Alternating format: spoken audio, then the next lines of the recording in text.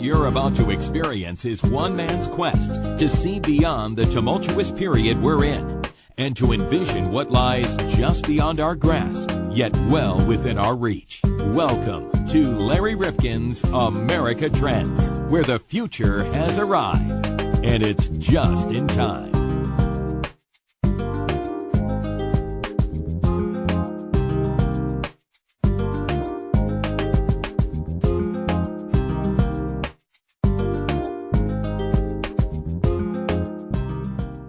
Welcome back to America Trends. Larry Rifkin along with John Krofsick. And John, I want to credit you and my wife, Carmelita, and all of the first responders as we open this podcast. Wow. Now, I'm not doing that just to be gratuitous or for my wife to think more highly of me, which it helps. Could help, yeah. But you were a volunteer firefighter. Yes. And what is it, John, honestly, in your makeup that encourages you to sign up voluntarily to risk your life for someone in your community whom you probably don't know, and for no money, I might add? No, really, it's a pretty remarkable thing. Well, I don't know. When I was a kid, it's kind of funny. We had a park right next to the fire station, and I used to think, wow, what a great job that is. And when I moved to Prospect, it was a volunteer fire department. I said, I'm going to go for this. Was it the uniform, John? Was it all the excitement of wearing the big sirens? Hat? Oh, and it was the big trucks. No, honestly, it's a form of selflessness. It is. It's nice to that get is back remarkable. To the community, and I really met some great people doing it. So, I mean, it really, for somebody who moved into town, it really helped me, get to know people who had lived here for a long time, and it was fun. I had a good time doing it when I was doing it. I mean, at the end of the day, it was risky. There's no question. You go out on a call, you're trained, and you're trained just like a paid firefighter, but you're not paid. And in the next big city over, they are paid. They get good benefits, retirement. And yet you folks, my wife, you, and so many others in our community, doing it with no expectation of any reimbursement. Well, that was always a problem, especially Naugatuck. Naugatuck ended up throwing their volunteers out. That's another town nearby, yeah. They ended up throwing their volunteers out. And it's always been a little bit of anger toward the volunteers because, you're right. We're essentially doing it for free. And they're getting paid for it.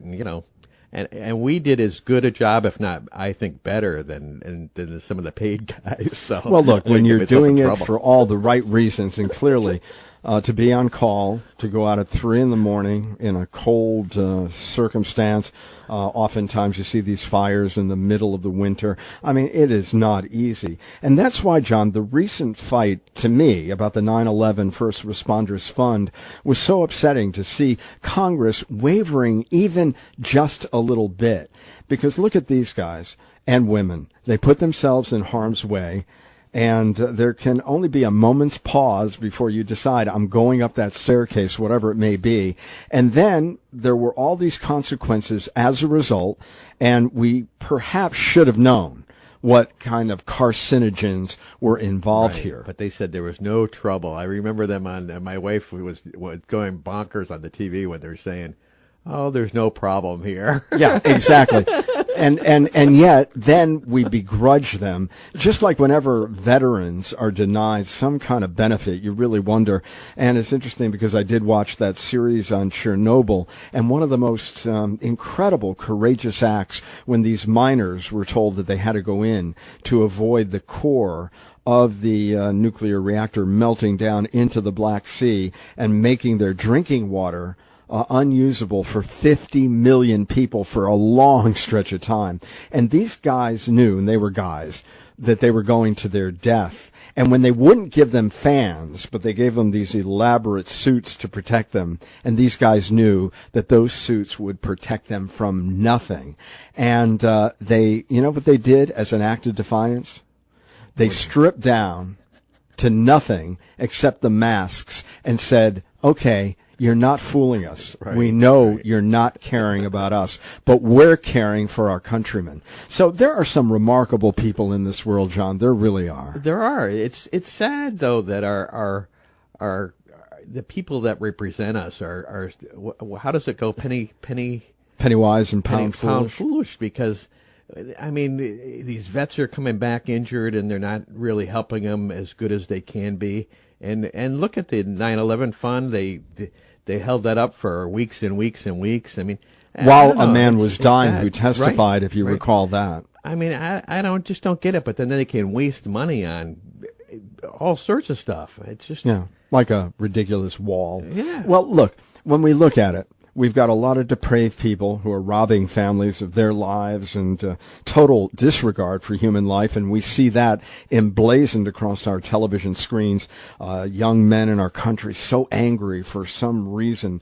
And the contrast, John, between the people we're talking about at the beginning of this discussion and those people is so stark.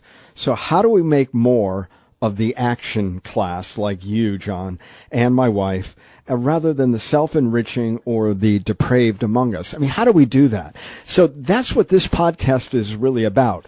Because I know when you're looking at the title of the podcast, you may say, well, do I really want to listen to one? It doesn't sound as hard-edged as some that they have done. But this one about the power of human, how our shared humanity can help us create a better world. Believe me, this is not an airy-fairy topic. This is a really important subject. How do we promote our better angels? Yeah, well, I maybe national services. I don't know if that comes up in this book, but we got to have something to get people to help our community instead of just take.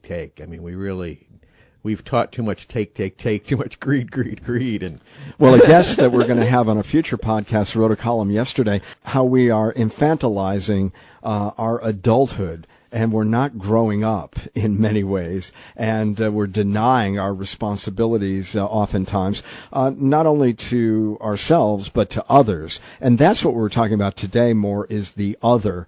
What are we doing for the others? And our guest, Adam Waits, decries, John, what he sees. And what he sees really is a dehumanizing shift that's occurring. And in this conversation we have, we explore what that really means and why it matters. Because, think about it this way, John. When we dehumanize others and we put them in another category, in some ways is going on in our country, describing them as people who don't belong or we don't care about their humanity as much as someone else, giving them exaggerated negative attributes and such, I think it's clear to us, John, that history has shown us where that leads. Yeah, I think you're right. And it's not good. We've got to, John, try to reestablish the power of human. And I think we do a really good job of defining what that means in this podcast. So I hope you will give it a listen. When we first were on to this topic, I didn't know if we could bring it to life for you, but I think we have. I really do. Well, let's get it on. Let's hear it. All right. America Trends, Adam Waits, today. Thanks for listening. With us on the line is Adam Waits, and the book is called The Power of Human, How Our Shared Humanity Can Help Us Create a Better World. Now, it's interesting, Adam, because if somebody reads that title, they might say, oh, this is going to be really nice and gentle. But in fact, you're telling us that there are a lot of harsh realities going on about the way that we're relating to each other in these times.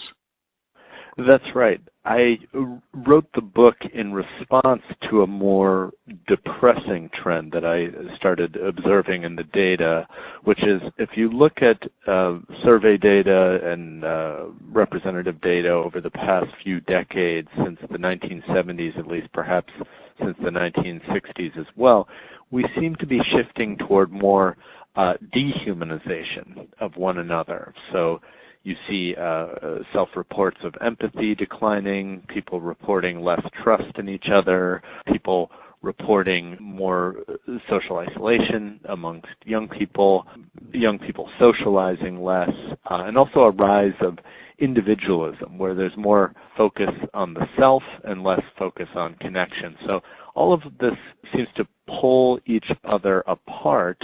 And, these phenomena tend to mean that we're being pulled apart from each other. And so I describe that in the beginning of the book and then say, this is not a good thing. We should do something about this. And that's where the book wants to go. And you start it in a very personal way when you describe that inadvertently you dehumanize a friend by making her feel invisible. But you didn't know that you were doing that. I mean, what was going on in terms of that interaction, and how much does that inform your thinking just very personally about this? Right. So I could define dehumanization more technically as a failure to consider another person's mind, a failure to consider that other people have an inner mental life full of thoughts, feelings, dreams, desires, etc. But to put some concreteness on this, what I described in this interaction with this friend of mine is simply that we had this interaction, which I'll describe in a moment, where she did not feel seen. She did not feel acknowledged. And the interaction was very simple. We hung out, we got dinner, we saw a movie, we rode the train back together to our dormitory where we stayed. This is in college at the time. And a few weeks later, I thought it was a really nice evening. A few weeks later, she told me that it was a terrible night for her. She thought, I was totally distracted the whole time. I wasn't making eye contact with her. I wasn't acknowledging her. And so the reason why I dived into that fairly boring, typical, mundane interaction off the bat is to say that dehumanization is not something that only occurs, during genocide or a Holocaust or slavery. This kind of subtle dehumanization where we disengage from each other happens all the time. And that's something I think we should address. Now, aside from the historical references, and we can get back to those because I think it is fascinating how humans have the ability to be so wonderful, so positive, so helpful, but also so mean and awful to each other. And I do want to plumb that with somebody with your pedigree. But when you think about it, a lot of people might say, well, the reason that we seem to be what it is you say this woman interpreted you to be is because of social media. And we have this outer ring of friends that we associate with more than our inner ring of friends because, well, it's less involving. It doesn't take a lot of time. And you remind us that it's hard work being human and putting up with other humans. I really like how you describe this sort of outer ring versus inner ring. Another way of putting it is when we're online, the relationships that we have with people only through social media or only through the internet, those are inherently more superficial relationships.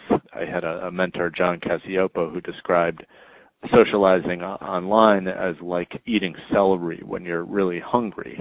You're not getting all the nutrients of social interaction. And so more on that point, I, in research that I describe in the book, looked into what is the effect of using online technology and using social media on our sociability. And what I found from the research that's been done is actually social media can do two things. If we use it to complement relationships that we already have in real life and people that we see in a face-to-face context, social media can enhance our empathy for those people. But if we're using it as a substitute for face-to-face social interaction, then it's going to decrease our empathy. And so it might be the case that more of what we're doing that could be contributing to this dehumanizing shift is the latter, is using social media as a substitute for in real life interaction. Is there just too much that we see today, too much of a news cycle? You can't, you feel awful about something you see, and then you say, well, I can't feel that awful. I've got to get on and do this. And then the next awful thing pops up. And then, of course, we have leadership today, which is calling out every bit of whatever actions people take and debasing other human beings. Is there just too much for us to absorb today? Well, certainly what social media does is it means that more and more information is being produced and information is circulating quicker than ever before. So we could be experiencing an information overload. I don't think that's a good thing. I mean, the only upside to it is that, in my experience, it's hard to stay depressed about something for too long because the news cycle often shifts, or there are more opportunities, I guess, for distraction. If I'm political news that's happening on Twitter, I can easily lose myself in looking up basketball statistics or something like that. So it's like anything, there's positives and negatives to it, but I do think this kind of information overload that comes with social media is not net positive for our mental energy. It's just taxing. Absolutely. Well, let me take you into that garden of good and evil. I mean, when we look at the 20th century, and now, of course, we're in the 21st, and we see what a developed nation like Germany could collectively do, and we've seen so many other genocides since. I know there was the debate last night and the issue of whether the United States should get involved if they see a genocide like Rwanda. What is it that allows the collective self to act in that way when we see so many good acts and good works on the part of so many human beings? I mean, we read these incredible stories of somebody who really has risked their own life for a stranger in many cases. What is it about human nature? And are we seeing something along that continuum where, one is beginning to outweigh the other? To go back to the first part of the question, I think a lot of social psychology, which is my home field, it came out of the Holocaust, came out of trying to study social behavior to understand how could everyday German citizens, commit atrocities. And one of the major morals of the story from that research is that people do all sorts of things in groups that they would never do as individuals, and even more so when they feel anonymous or swept up in the group, or what psychologists call de-individuated. If we feel like we're part of the mass and we're just going along with what everyone else is doing, then it's much easier to feel like, there's no personal accountability because this is what the group is doing, or this will never be traced back to me as a single individual. It can only be traced back to this nebulous mass. And I think, a lot of my book is also describing how groups of people can do amazing things. We have this capacity for cooperation that, in my view, no other species really has, and it kind of made us what we are today as a society in a positive way. But on the other hand, if you look at kind of the greatest atrocities throughout history, they were also collective phenomena. It's possible that the anonymity that online life provides helps people do nasty things as well. You do say that a dehumanizing shift is occurring. And explain, on the whole, because you look at everything through the lens of research. So this isn't just you and an observation. You're looking at this and you're saying in totality, there's something going on here. And I know others have looked at this, Robert Putnam in Bowling Alone.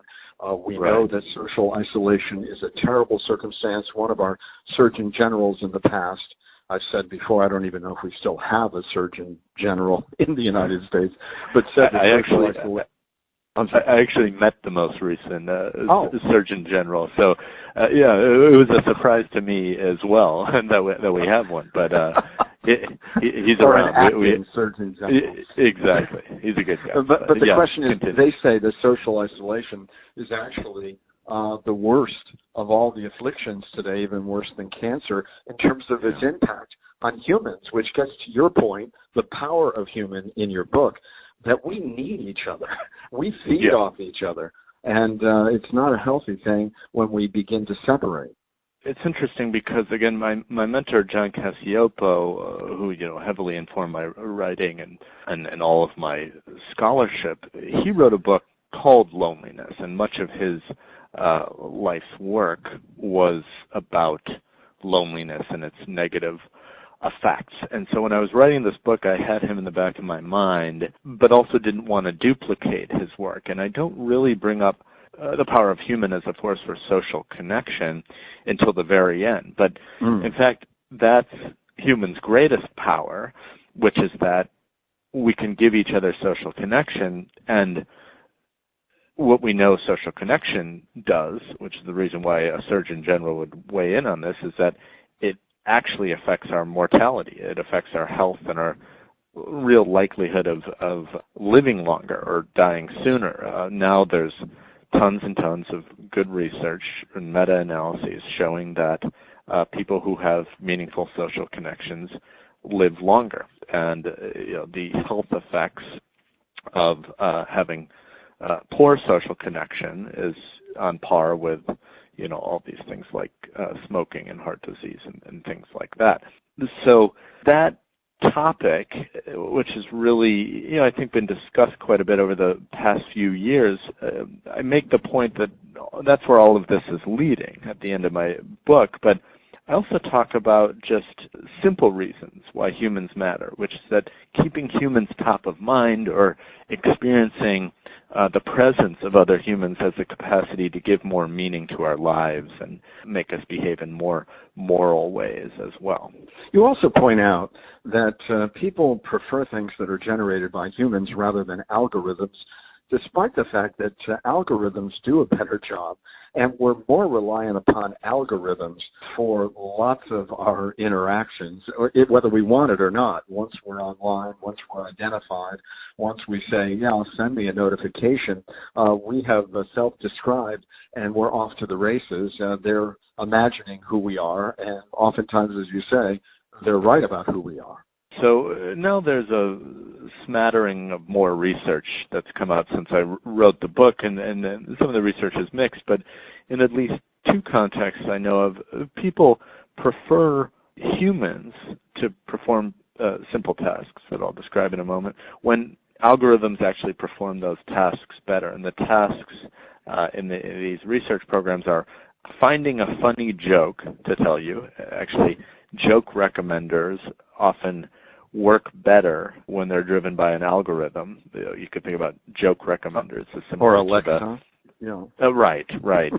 Or even Netflix, which I don't think does actually work very well as an algorithm trying to tell you what film you would like.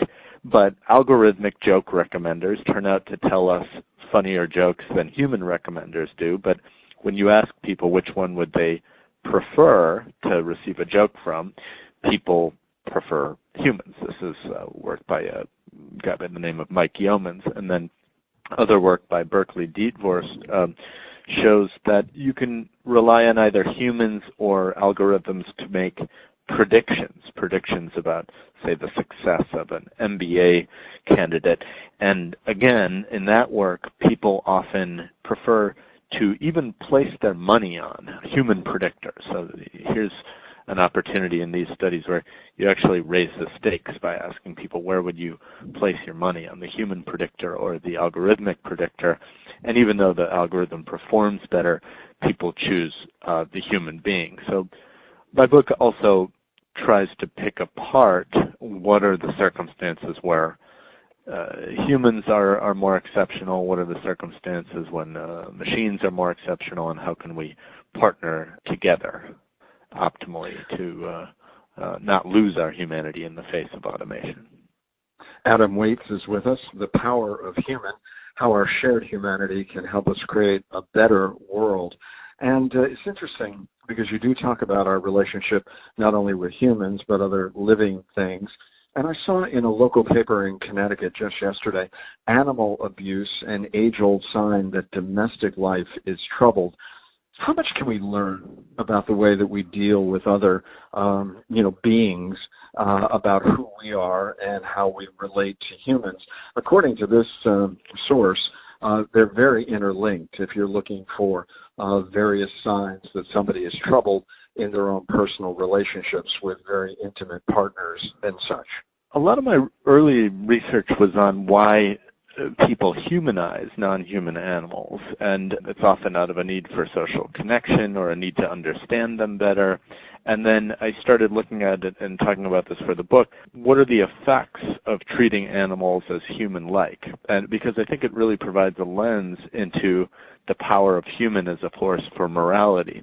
And so what we found in this research and what others have found is that to the extent that animals are seen as human-like, whether they resemble a human or whether they're given a human name or some other human character, people become more concerned with caring for those animals, as though small cues to humanity prime us to be fundamentally moral. And I talked to a couple animal rights activists for this book, and they both described how their interest in protecting the rights of animals grew out of other activism they were doing around protecting the rights of marginalized individuals, marginalized humans, and they saw a similarity between, these helpless beings cast out as other and the people they were working on behalf of.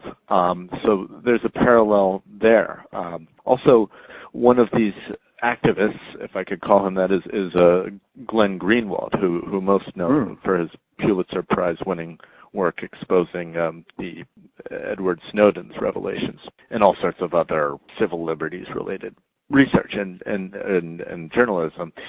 And he said something to me which is interesting that I'm not even sure I conveyed in the book so much, but it sort of speaks to your question, which is that animals and the rights of animals, particular pets, but increasingly other things, has become more and more bipartisan issue. It's one of the few things that both Democrats and Republicans seem interested in, and even at a personal level as well. The idea of protecting animals a few years ago might have seemed like this really hippie, tree hugger, lefty issue, but increasingly you see bipartisan legislation or even Republican legislation for protecting wildlife, making sure animals are protected on aircraft, even some anti-hunting type legislature. So I thought that was a really interesting way to bring people from the left and the right together, maybe orient them around this common issue of animal rights, if it turns out to be true. You also say that perceiving someone or something to have a mind is the essence of humanization. Then dehumanization is rejecting the sense that others have a full and rich internal life. I mean, even if we don't want to get to know someone, or we might turn away from them because they don't have the personality traits that we liked or whatever it might be, why would we take so much energy to dehumanize them? Why not just kind of walk away and say, well, let me go and look for a friend or somebody who I can relate to better, instead of really either debasing them, degrading them, or really trying to bring them down, if you will? I think much of dehumanization is unintentional, is non-motivated, is as simple as people failing to notice that another person present has a mind and an inner life and thoughts and feelings. I think where you get people putting energy into dehumanizing others is when they want to do something harmful or even just something small but impolite toward another person, because it is much easier to do something wrong toward another person if we don't think of that person as a person, if we think of that person as less than, as an object, or as subhuman. And so that's where you get people actually putting effort into dehumanization when they feel the need to harm someone else. That's where you get the more motivated version of what I'm describing. Now, last night there was a debate, and Julian Castro was talking about how upset someone should be seeing the person trying to get across the Rio Grande with a child, and both of them face down and dead. And I'm wondering, how are Americans, from your vantage point as a researcher, social research and psychology and the like, reacting to some appalling, internationally repugnant treatment, let's say, of refugees on the border? Is the president and some of the messaging about our safety and how, the people there are really coming across to do us harm, even though we know most are seeking asylum from horrible circumstances, is that dehumanizing them or us or both? Well, I think what's dehumanizing is when these people are referred to as disease-ridden or like vermin or barbaric, these real subhuman terms. And, to me it's completely appalling to me, it's completely upsetting. A lot of the rhetoric around immigrants and refugees is completely dehumanizing, in my opinion. And I think, sadly, or for better or for worse, images like the dead father and son who washed up on the Rio Grande have an immense power to sway people to say these are human beings. These are helpless human beings fleeing difficult circumstances. And we know, for example, the image of the Syrian child, Elan Kurdi, who washed up on shore after fleeing civil war in Syria. When that image was circulated, it also generated tons of charitable donations immediately to refugee-related causes. I think it's very easy for us, any of us, to dehumanize people who are dissimilar to us, distant from us, from a different place, speaking a different language, in different circumstances. It's exacerbated when there are people who are literally referring to these groups as subhuman, but single narratives or single images can remind us that these people are indeed human, and I think they have a very persuasive power, even more so than data showing, for example, that this idea that people are criminals or rapists or whatever, even data showing that, well, that's misinformed. I think these images of people as human beings are much more effective. When we look at a lot of the social movements today, and I know there's been this issue of whether the Democratic Party has gotten too much into identity politics and gotten away from bread and butter issues, but there are so many groups saying, hey, look at me, recognize me, I've been marginalized and isolated for too long. So you've got the Me Too movement, women saying, I'm not going to take this abuse that's been going on in the workplace and other places. Black Lives Matter. How important is this from the standpoint of people saying, look at me as a human?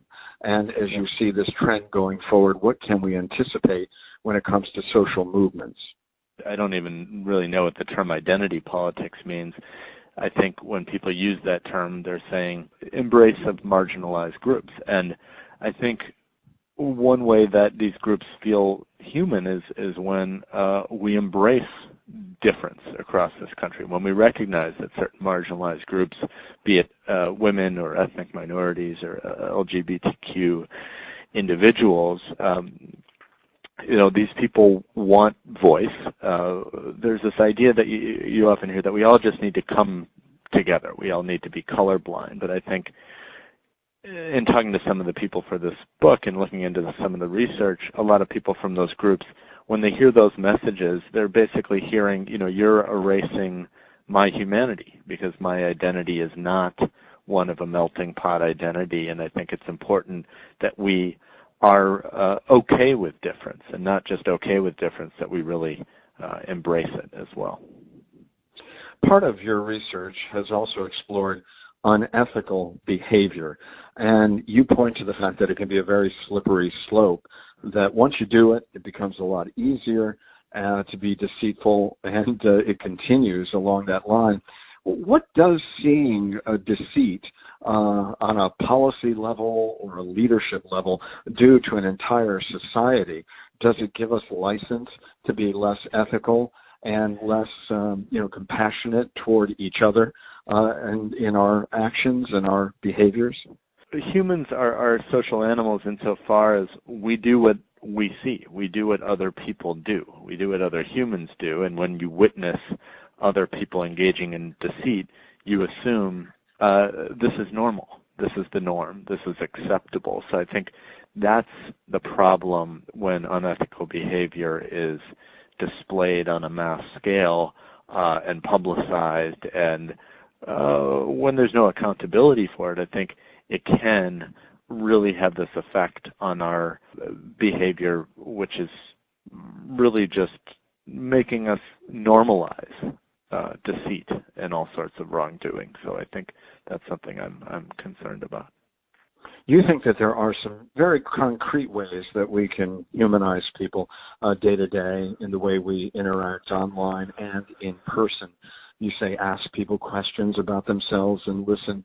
I mean, what should we do to be more present? I know the term today is woke. What should we do so that we are not accused, as you were in the first chapter of your book, of not really recognizing somebody and their uniqueness and their humanity in your interaction with that person? This is not going to be very satisfying, but it's small things. It's acknowledging people. It's listening to people. It's letting other people speak, letting other people have voice, hearing people out, and foregoing some small inconveniences in favor of connecting with people. You know, what technology does is it's made our lives very convenient, but oftentimes sacrificing technology in terms of looking up a restaurant recommendation on Yelp or something, foregoing that convenience to actually talk to someone and ask for a recommendation. I think these small things go a long way. And in closing, there was a poll, and you won't be surprised. Americans say that we're angrier than a generation ago. NPR just did this poll. How much does that go along with what it is we're talking about in terms of our humanity and the slide toward being less humane toward each other and less involved in each other's lives? Well, I think it goes hand in hand because part of dehumanization means we're more separated into different groups than ever before. And when they're in groups, that means there are out-groups. And I think out-groups generate a lot of anger. And so that might be where it's coming from. Adam Waits, The Power of Human, How Our Shared Humanity Can Help Us Create a Better World. Thank you so much for interacting with us today here on America Trends. Thanks so much for having me. America Trends Podcast is part of the MHNR Network, mhnrnetwork.com.